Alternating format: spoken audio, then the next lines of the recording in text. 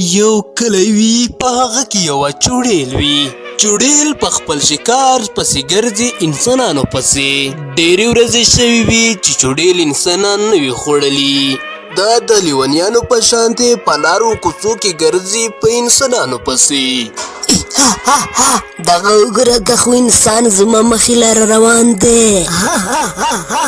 زه خو څه وږې شوې یم.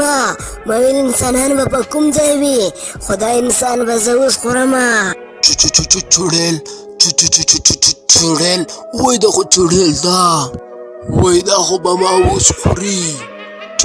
چوډیل ما ته څه مه وایه، زه هغه انسان نه یم، زه سم ښه یم، زه ساته څه نه وایم. چوډیل په دغه ټیم کې هغه چوډیل ولګي او هغه انسان وخوري.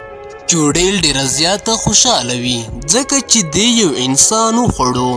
چوډیل ډېره زیاته خوشحاله وي، له ځان سره خبرې کوي، لګیا وي او مړه شوي نه وي. دا وایي چې زه اوس ګرځم، د روژې میاشته د باندې به وړه ګرځي، هغه به زه وخورم، هغوی هم نه پرېږدم.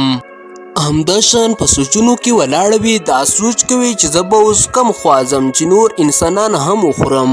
په دغه ټایم کې سپوږمۍ هم راختلې وي.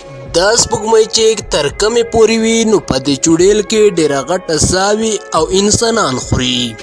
د چوډیل له ځان سره لګیا وي چې د سپوږمۍ د ختمېدو پورې به زه انسانان خورم، هسې نه چې لمر راوخیږي بیا خو زه څوک نشم خوړی. ځکه چې دغه چوډیل خو د شپې ګرځي. دغه چوډیل ډېره خطرناکه چوډیل وي. چوډیل په دغه وخت کې یو بل انسان هم رانیولی وي او په مره یې چک ورله لګولی وي. انسان نه یې ساه وبسلې وي او مړ کړی وي. چوډیل ډېره زیاته خوشحاله وي، له ځان سره لګیا وي، خبرې کوي او وایي چې د انسانانو غوښې څومره خوږې دي چې زه د انسانان خورم. بیا سپوږمۍ راختلې وي، چوډیل لګیا وي او انسان یې مړ کړو. څومره خوږه انسانان دي. زه خو وایم چې هره شپه دغسې انسانان خورم نو زما به ډېره زیاته لوږه ورکه شي، ځکه چې د شپې خو زما روژه وي، روژه، او بیا زه انسانان خورم او دا ټول زه کرپ کومه.